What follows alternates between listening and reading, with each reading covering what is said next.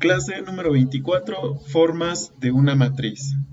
En esta clase vamos a averiguar qué tipo de matrices se nos pueden presentar en el estudio de algunas problemáticas relacionadas a nuestro campo de estudio o cómo poder utilizar estas formas de las matrices para resolver problemas en específico, ¿no?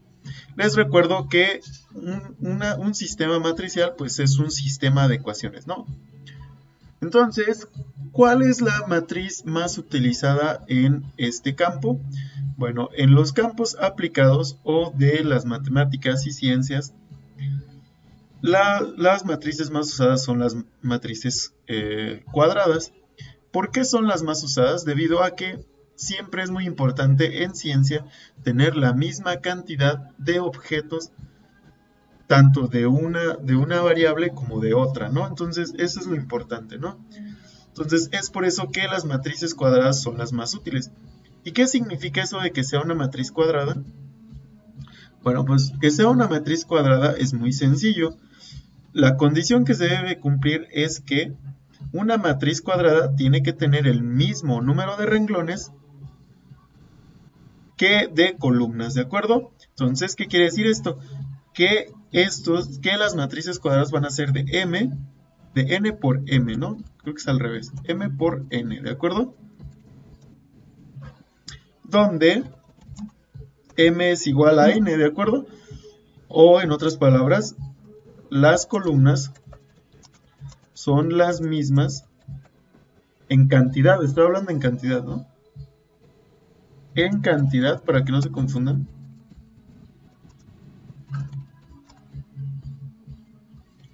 Hay los mismos renglones que columnas, ¿no? Entonces, esto es lo más importante, ¿no?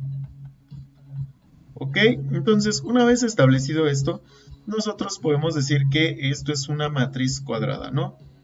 Entonces, ¿cuáles son estas características? Bueno, pues que siempre van a tener los mismos renglones y las mismas columnas, ¿no? Entonces, vamos a analizar algunos ejemplos, ¿no? Estos son algunos ejemplos de matrices cuadradas. ¿Por qué son ejemplos de matrices cuadradas? Pues vamos a argumentar lo siguiente. Esta es una matriz ya sea de rango o de dimensión 2. ¿Por qué? Porque si observan, esta matriz tiene dos columnas y dos renglones, ¿no?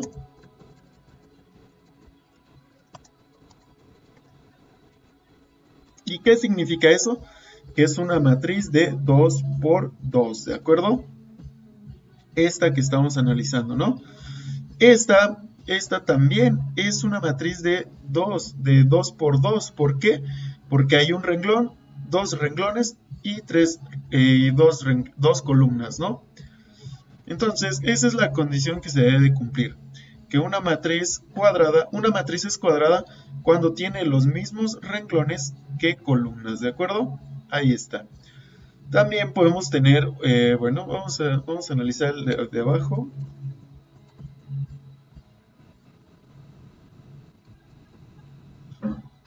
Este es una matriz de dimensión 3 o es una matriz de 3 por 3. ¿Por qué? Porque hay 1, 2 y 3 renglones, entonces hay 3 columnas y 3 renglones, lo que forma una matriz de 3 por 3, ¿de acuerdo? Ahí está. Y posteriormente, en el último ejemplo, tenemos una matriz de 4 por 4. ¿Por qué? Pues hay un renglón, dos renglones, tres renglones y 4. Entonces hay 4 renglones y 4 columnas, ¿no? Entonces esta es una matriz de 4 por 4, ¿de acuerdo? Entonces en este curso no les pondré cosas tan complicadas. A lo más que veremos son matrices de 3 por 3, ¿no? Bueno, a ya resolver problemas con ellas. Pero ya las operaciones, pues tal vez sí puede incluir alguna, ¿no? Pero es un poco laborioso trabajar con matrices, ¿no? Entonces, vamos a analizar qué tipo de matrices existen, ¿no?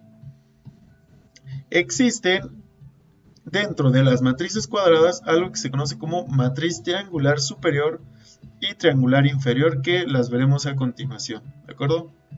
Entonces, nuestro curso se enfoca en estas matrices, en la triangular superior, triangular inferior, matriz diagonal, también la vamos a ver, matriz identidad, una matriz identidad, ¿de acuerdo? Son las que vamos a utilizar, ¿de acuerdo? Y asimismo, que aquí no está, es una matriz transpuesta también, ¿no? O bueno, le llaman simétrica, ¿no? La matriz simétrica. Ok, entonces estas matrices son las que vamos a utilizar, ¿no? Entonces vamos a dar un pequeño repaso de lo que son estas matrices, ¿no?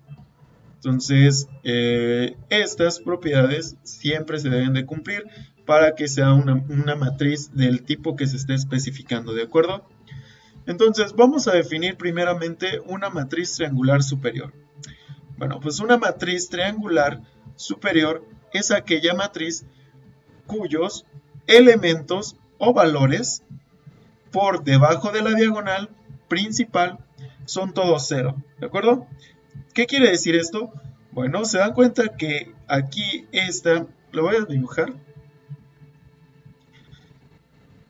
A esto es a lo que se le llama como diagonal principal, ¿no? O no va a salir. Vamos a intentarlo nuevamente. Pero esto, donde se dan cuenta que siempre, esta parte que estoy subrayando o que estoy indicando, aquí en estos elementos de la diagonal, esta es la diagonal de la matriz cuadrada, ¿se dan cuenta? Siempre el número de renglones y el número de columnas coincide, ¿no? Es decir, aquí sería, vamos a posicionarnos aquí, ¿no? Vamos a hacerlo con ok. Vamos a posicionarnos en el renglón 2, aquí está, este es el renglón 2, ¿de acuerdo?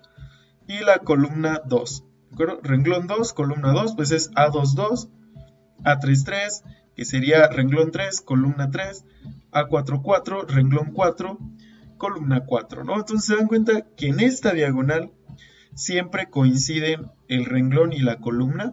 Entonces a eso es a lo que se le llama diagonal principal, ¿no? Vamos a anotarlo aquí para que no se nos olvide, ¿no?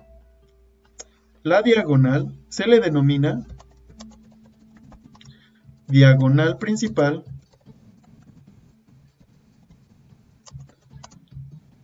a todos los elementos de la matriz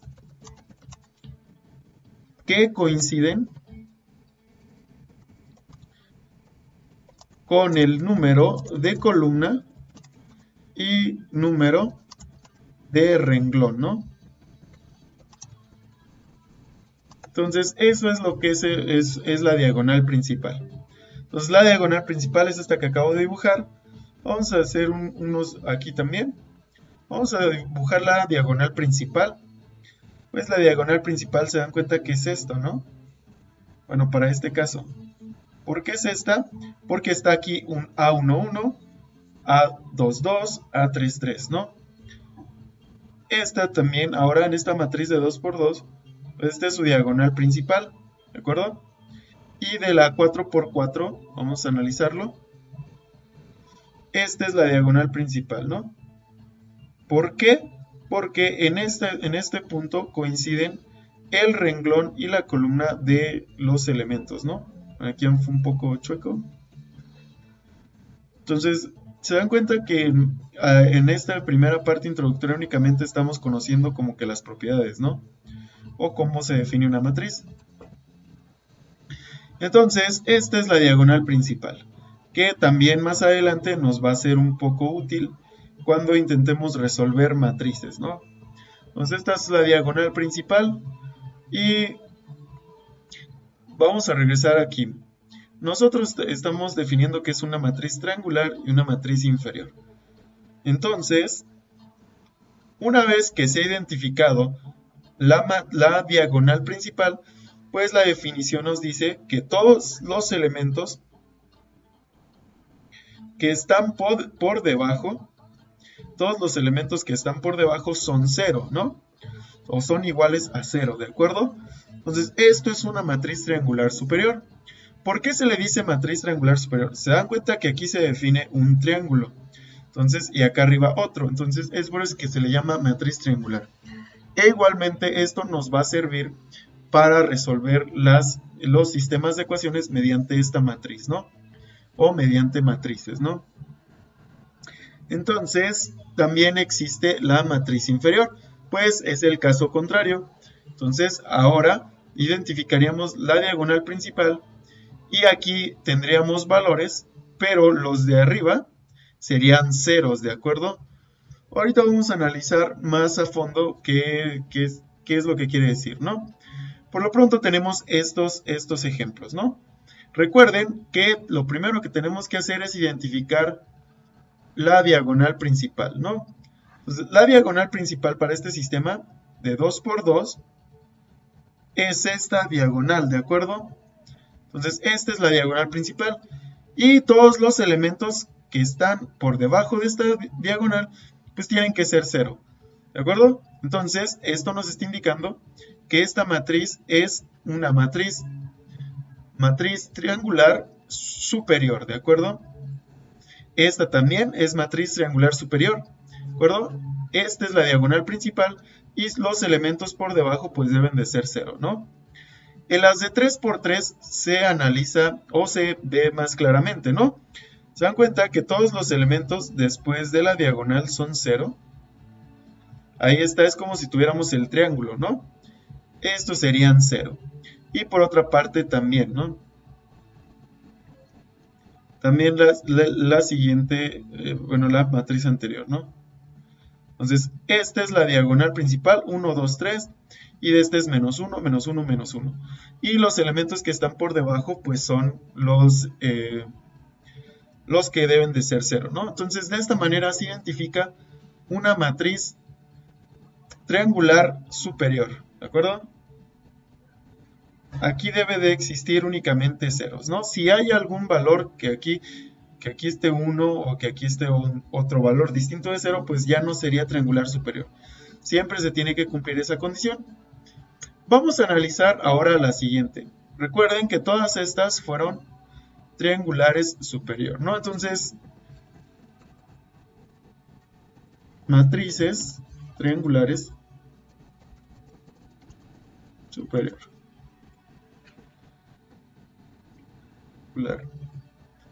Matrices triangular superior. Todas estas fueron matrices triangular superior. Vamos a poner algunos ejemplos de qué es una matriz triangular inferior, ¿no?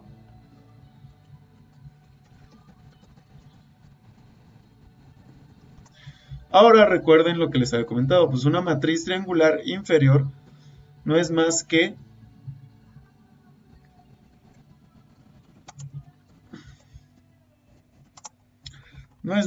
aquella que tiene ahora no en esta parte, sino que ahora sus ceros van a estar arriba de la diagonal principal, ¿no?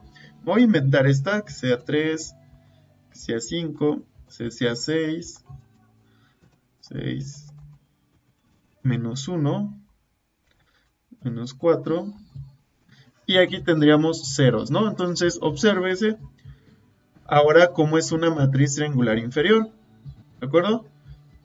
Y aquí nuevamente vamos a indicar dónde estaría su diagonal principal. Su diagonal principal sería esta, ¿de acuerdo? Esta sería la diagonal principal. Y por definición, todos los elementos que están encima de la diagonal ahora van a ser ceros, ¿de acuerdo?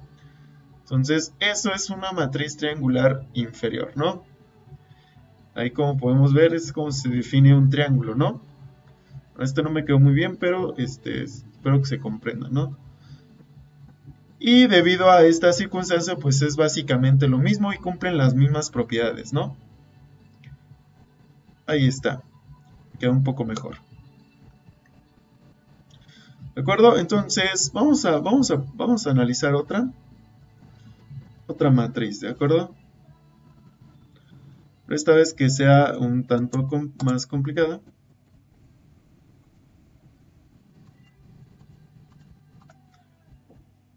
Y está, vamos a insertar.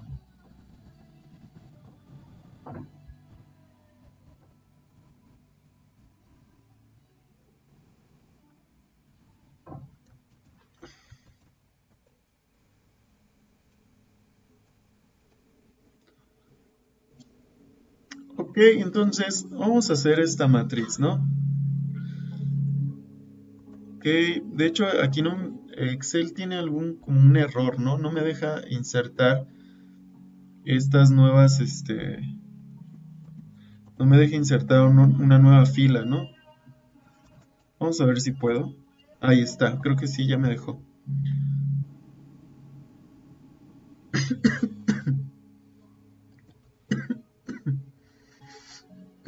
Disculpen.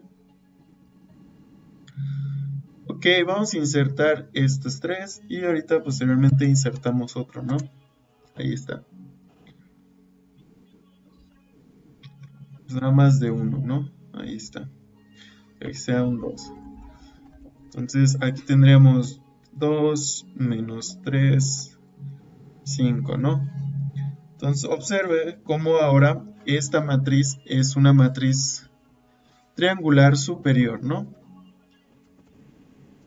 ¿Por qué se dice que es una matriz triangular superior? Porque todos los elementos después de la diagonal principal son ceros, ¿de acuerdo? Aquí está, como se puede visualizar. Entonces, esto es lo que es una matriz triangular inferior, perdón. Aquí están todos los ceros que estamos comentando, ¿no? Muy bien, entonces, una vez que quedó claro qué es esto, vamos a definir una matriz identidad.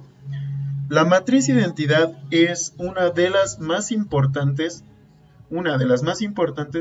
en la teoría de las matrices, ¿no? O en el álgebra lineal. ¿Por qué?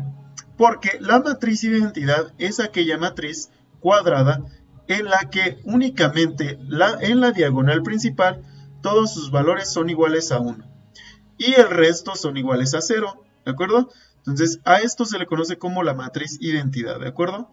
Entonces aquí tenemos algunos ejemplos y por definición es lo que les comentaba, únicamente tiene unos en su diagonal principal. Esa es la característica más importante. Y bueno, como hemos discutido desde el inicio, todas estas matrices deben de ser cuadradas, ¿no? Ahí está. Entonces, esta es una matriz identidad, ¿de acuerdo? Y se relaciona mucho con lo que les estaba comentando en la clase anterior de vectores, ¿no? Yo les había comentado que existía un vector 0, ¿de acuerdo? Entonces, ese vector 0, o ¿cómo lo definimos? B0, ¿verdad? B0 era igual a la cantidad de ceros que tenía mi sistema, ¿no? O la dimensión del sistema. Por ejemplo, era 0, 0, 0, 0, ¿no? Entonces, esto imagínenselo como si la matriz de identidad como si fuera un 1. Entonces, la matriz identidad es como si tuviéramos un 1, ¿de acuerdo? ¿Por qué como si tuviéramos un 1? Observen lo siguiente, ¿de acuerdo? Esto es como si tuviéramos un 1 por la siguiente representación. Entonces, el vector 0 siempre va a tener puros ceros. Entonces, esto lo podemos llamar así como la matriz unidad o la matriz identidad, ¿no? Vamos a hacer la siguiente comparativa. En los números reales, ¿cómo represento al 1? Pues en los números reales yo represento al 1 por este valor, ¿no? Por este símbolo más bien. Ok, disculpen. Ok, ¿dónde estamos? Aquí estamos. Entonces, en los números reales yo represento al 1 por este valor, por este símbolo más bien. Entonces, ¿cómo se verá el número 1 en las matrices, no? O voy a llamarlo así en matriz, ¿no? O matrices. Pues el número 1 en matrices se ve como esto, ¿no? esto meramente es como si tuviéramos un 1 nada más, pero en cada uno de los renglones, ¿no? Entonces, esto es el 1 en este campo del álgebra lineal. Ahorita nos quedará un poco más claro por qué, ¿no? Entonces, es algo así como el elemento neutro de la multiplicación, porque si yo multiplico un número, por ejemplo, el 3 por 1, este sigue siendo 3, ¿de acuerdo? Y en matrices, bueno, en matrices aquí no puedo poner esta definición, pero aquí imagínense que está, ¿no? Entonces, en matrices, si yo multiplico, ¿cómo será? Pues supongamos que yo tengo la matriz A por la matriz I. Recuerden que la matriz I es la matriz identidad, ¿no? Aquí está. Se domina I con la letra I mayúscula, ¿de acuerdo? Entonces, ¿qué pasa si yo multiplico la matriz A por I? Pues esto va a ser A, ¿de acuerdo? Entonces, ¿se dan cuenta que es lo mismo? Es decir, que si yo tengo un número A y lo multiplico por 1, este me va a seguir dando A. Entonces, nótese que las matrices y los números reales funcionan de una manera similar, pero en distintas formas, ¿no? Por así llamarlo. Entonces, esta es una matriz identidad, ¿de acuerdo? Entonces, las matrices identidad se le conoce como es el elemento neutro para la multiplicación de matrices, ¿no? ¿Y qué quiere decir esto? Que al multiplicar cualquier matriz por la identidad, obviamente tienen que ser del mismo rango, es decir, de la misma dimensión, ya sea 3 por 3, 3 por 2, 3 por 4, 2 por 2, etcétera, ¿no? Entonces, observen que aquí está un ejemplo, ¿no? Es decir, yo tengo la matriz A y voy a multiplicarla por la identidad. Entonces voy a hacer la matriz A por la matriz I de identidad. Entonces sería 3, 5, 4 y 6. Y pondría la matriz I, ¿de acuerdo? Y es 1, 0, 0, 1, ¿de acuerdo? Entonces, si yo multiplico esto, me va a dar la misma matriz, ¿no? Cuando veamos multiplicaciones de matrices, vamos a corroborar esto, ¿no? Que es en la siguiente clase. Entonces, la matriz identidad fue eso, ¿no? Vamos a analizar la siguiente matriz, que es la matriz transpuesta. ¿De acuerdo? Y la matriz transpuesta, pues no es más que intercambiar las filas por columnas, ¿no? Es decir, que si yo tengo una matriz de esta forma y le saco su matriz transpuesta, pues al momento de sacarle la matriz transpuesta, yo voy a tener que únicamente, o el resultado va a ser que únicamente se intercambiaron los renglones, observe, por columnas, ¿no? Es decir, este renglón se convirtió en columna. ¿Por qué? Bueno, entonces, obsérvese que aquí tengo la secuencia 1, 8, 10. Y aquí la transpuesta yo debería de tener 1, 8 y 10. 2, 100 y menos 1. 2, 100 y menos 1. Ahí está. Menos 1, 1 y 1. Menos 1, 1 y 1. Entonces, de esta forma, obsérvese que de esta forma es como se ha calculado la matriz transpuesta, ¿no? Entonces, ¿cuál es su definición? Bueno, la matriz transpuesta se denota por AT, como aquí está A a la T. Entonces, esta matriz transpuesta es el resultado de intercambiar los valores del renglón o filas por lo de las columnas, ¿no? Y esto es básicamente algún ejemplo. Entonces, veamos algunos ejemplos de qué es una matriz transpuesta, ¿no? Entonces, vamos a observar lo siguiente, ¿no? Yo aquí tengo una matriz de 3 por 3 y vamos a suponer vamos a analizar la primera fila, ¿no? Entonces, en la primera fila,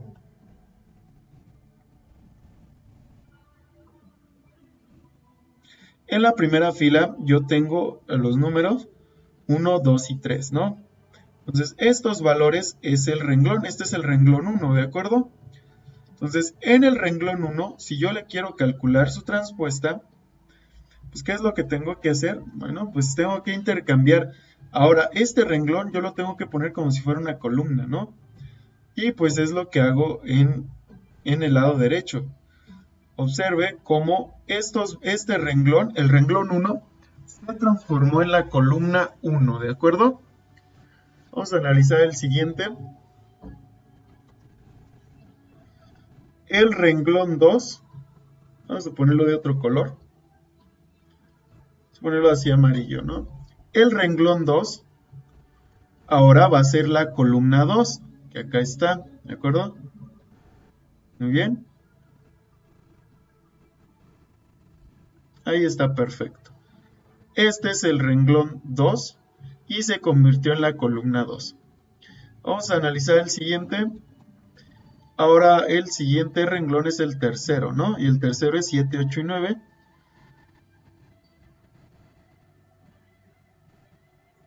De acuerdo, ahí está, ¿no? Entonces, ahora este renglón, el tercer renglón, vamos a ponerlo de otro color. Ahí está. Entonces, el tercer renglón se va a convertir en nuestra tercera columna, ¿de acuerdo? Ahí está. Entonces, observe que eso es lo único que está pasando, ¿no? Si yo calculo la matriz transpuesta, es intercambiar los renglones por columnas. O al revés, si yo quiero calcular, si yo vuelvo a aplicar la transpuesta, pues yo voy a regresar a esto, ¿no? Es decir, si hago 2 veces la operación, pues voy a obtener lo mismo, ¿no? Y de esta manera, pues tenemos también lo mismo. La siguiente matriz es el renglón 1, 2 y 3. Y ahora, pues, el renglón 1 va a ser la columna 1, ¿de acuerdo? Y así sucesivamente, ¿no? Con los demás. Nótese una propiedad muy importante que habíamos dicho anteriormente de los vectores. Bueno, este que tengo aquí abajo, que era, si ustedes recordarán de las clases pasadas, nosotros decíamos que esto era un vector, renglón. ¿Qué pasa si al vector renglón le calculo su transpuesta? Bueno, pues su matriz transpuesta o el vector transpuesto sería una columna, ¿no? Entonces, este renglón se convirtió en una columna, ¿no? Y ahí está. Entonces, de esta manera es como se trabaja en el álgebra lineal, ¿de acuerdo? Otra característica importante es que cuando yo le saco la transpuesta a la matriz identidad, pues va a seguir siendo la misma, porque se dan cuenta que, vamos a analizarlo. Ok, este de color azul, ¿no? Entonces, este es el primer renglón, ¿no? En el primer renglón tengo 1, 0 y 0. Entonces, este primer renglón se va a convertir en la primera columna, ¿no? De la transpuesta. Y pues se dan cuenta que, pues, no cambia, ¿no? O sea, no cambia bueno, este valor principal es el que no cambia. Normalmente los valores de la diagonal principal son los más útiles, ¿no? Es decir, aquellos que relacionan las características más importantes. Igualmente con el renglón 2, vamos a hacerlo con el renglón 3. En el renglón 3, pues, este se va a convertir a la columna 3, ¿no? Entonces, observe que por eso no cambia, porque básicamente no estamos, en términos generales, no estamos modificando el orden de estos valores, ¿no? ¿De acuerdo? Entonces, de esta manera es como se trabaja y cómo se calcula la matriz transpuesta, ¿no? Vamos a analizar el último comentario, ¿no? Entonces, este comentario final es muy importante. ¿Por qué? No sé si ustedes recuerden que cuando inició este curso yo les presenté esta tabla. Y esta tabla eran las propiedades de los números reales, ¿no? Entonces, las propiedades de los números reales nos dicen que si yo tengo dos números reales, estos son conmutativos, son asociativos, tienen también la identidad aditiva, su inverso aditivo, la propiedad conmutativa, asociativa y etcétera, ¿no? Estas características las estudiamos en el primer curso y esto fue para describir el campo de los números reales, ¿no? Entonces, si se cumplen estas propiedades, si se cumplen estas propiedades, se define el campo de los números reales, ¿no? Entonces, ¿qué significa esto? Bueno, que si alguno de estos no funciona, yo no puedo definir los números reales. Entonces, observen lo siguiente que voy a decir. Hemos analizado que los vectores son una colección o un arreglo de números, ¿no? Identificados por un orden, por una coordenada o por alguna posición específica que sea de mi interés o que yo haya definido, ¿no? Entonces, observen lo que voy a decir a continuación. Si esto se cumple para los números reales y las matrices están construidas de números reales, se define un espacio vectorial, ¿de acuerdo? Entonces, ¿qué es un espacio vectorial? Un espacio vectorial, esto no corresponde mucho a este curso, pero creo que es importante comentarlo, ¿no? Entonces, un espacio vectorial es aquel campo donde se define lo que se esté estudiando o las herramientas que se pueden definir para trabajar, ¿no? Entonces, observe que en el campo de los números reales yo puedo definir estas propiedades y todas estas propiedades se cumplen, por lo tanto yo puedo trabajar con los números. Si no se cumpliera alguna, no podría trabajar de la manera que yo conozco. Entonces, para que un campo vectorial, se denominaría el campo vectorial de los números reales. Por eso aquí puse, o el espacio vectorial de los números reales, tiene que cumplir todas estas características. Entonces, las matrices se rigen de la misma forma. Tienen que cumplir estas características para que pueda trabajar con matrices. Es como una extensión de este campo, ¿de acuerdo? Pero este campo en esencia es diferente. ¿Por qué? Porque estas son las únicas propiedades que se cumplen en un espacio vectorial, ¿no? Aquí tenemos, observen la propiedad 10, ¿no? Esta es la que tal vez les suene más familiar. La propiedad 10 me dice que es 1 por b, y esto es igual a b, pero recuerden que aquí estamos hablando de matrices. Es lo que estaba diciendo. Si multiplicamos la identidad por b, pues siempre me va a dar b. Es decir, la matriz identidad por b siempre me da b. Y es lo mismo que yo tengo acá, observen. Si yo multiplico 1, es la identidad de los números reales. Entonces, a por 1 siempre me da a. Entonces, la matriz identidad por alguna matriz siempre me da la matriz, ¿no?